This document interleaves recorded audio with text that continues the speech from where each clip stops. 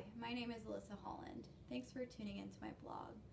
So if you follow my blog at all, you'll know that I blog about personal growth. So under personal growth, I blog about a variety of topics, usually lessons I've learned or things that I've implemented just to continue to grow personally. So one of the topics that I wanted to share with you guys is creating a morning routine.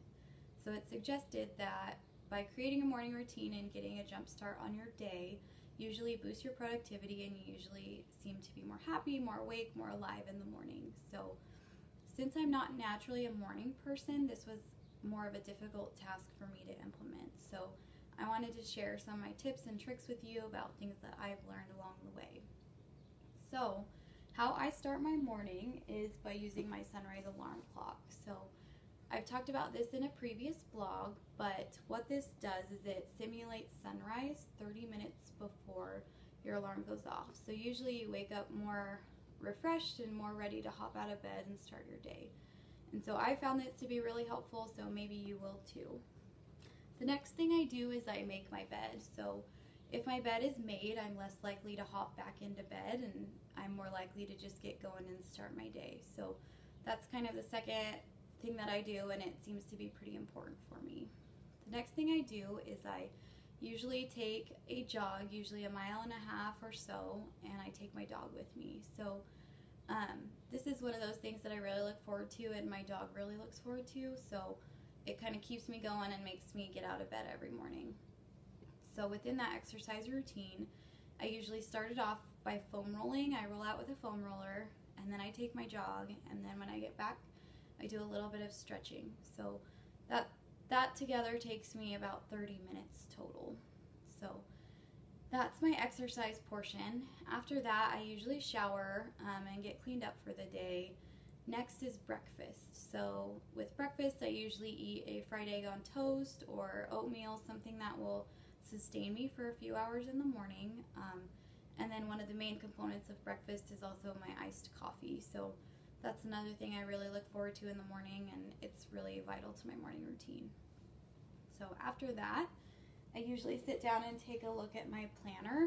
So if you are picky about planners like I am, you might give this planner a try. It's called the Day Designer. It basically allows you to schedule your appointments, set your priorities, and have to-do lists, and I have found it to be really functional and really useful for me. So if that is something that you find important, I would really suggest that.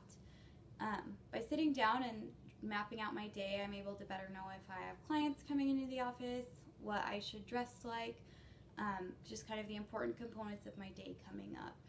After that, I usually finish getting ready, and that'll usually depend on what type of day I have, what I wear, what I dress like, the whole nine. And after that, I drive to work. So on my drive to work, I usually either listen to an audiobook or I listen to music. It just kind of depends on the mood or what I've got going on.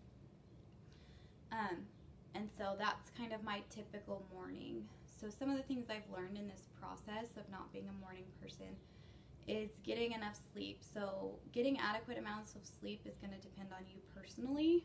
So just kind of finding out how many hours you personally need every night.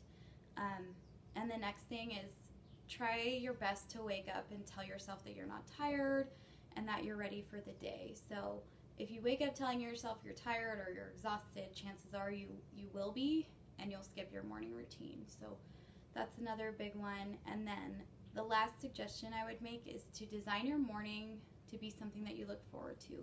Make sure it includes activities that you enjoy, things that you want to do, and things that just continue to help boost your health and your productivity and your happiness. So that's all I've got. I hope that you enjoyed it, and I hope you might be able to implement some of these things. And I would love to hear any feedback or comments you have, so please leave comments in the comment section below. Thank you.